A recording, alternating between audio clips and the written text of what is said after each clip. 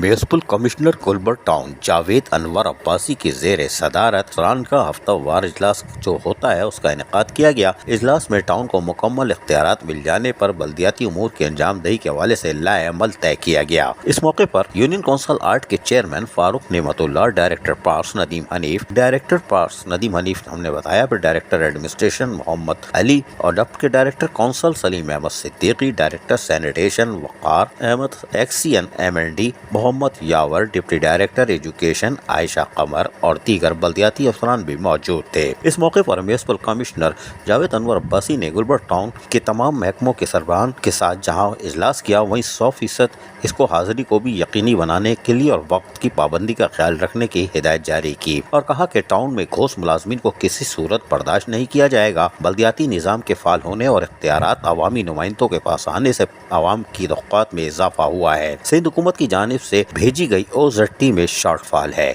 اس سلسلے میں chairman Gulberg town کی ہدایت کے مطابق حکومت سندھ سے کمی کو پورا کرنے کے حوالے سے درخواست کی جائے گی۔ Javed Anwar Abbasi municipal commissioner Gulberg town نے ٹرانزیکشن آفیسر حسن عباس کی خدمات کی تعریف کرنے کے ساتھ جشن عید میلاد النبی کے موقع پر تمام محکموں کی جانب سے بہترین خدمات پیش کرنے پر ان کی خدمات کو سراہا۔ واللہ اعلم بالصواب۔ انہوں نے جشن عید میلاد النبی کے حوالے سے کیے جانے والے انتظامات کے حوالے سے MND کے محکمے کی خصوصی تعریف کی۔ انہوں نے مزید کہا کہ محکمہ تعلیم اہم محکمہ ہے اور اس محکمے پر ہمیں خاص توجہ دینے کی ضرورت ہے اور یقیناً بڑی توجہ دینے کی ضرورت ہے، کیوں یہیں پر تو گڑبڑ گھوٹالا ہے، کوئی بات نہیں۔ لیکن حیران کن طور پر نصرت اللہ کہاں تھے؟ اجلاس تو ان کو کرنا چاہیے تھا۔ ہم نہیں کھیل رہے بھائی، نصرت اللہ نہیں ہے، کوئی بات نہیں۔ عزیز عارف، KBS بلدیاتی نیوز، کراچی۔ ایسی ہی خوبصورت ویڈیوز فیوچر میں حاصل کرنے کے لیے ریڈ بٹن پر کلک کر کے اور بیل آئیکن کو پریس کر کے ہم سب کے سبسکرائبر بننا مت بھولیے۔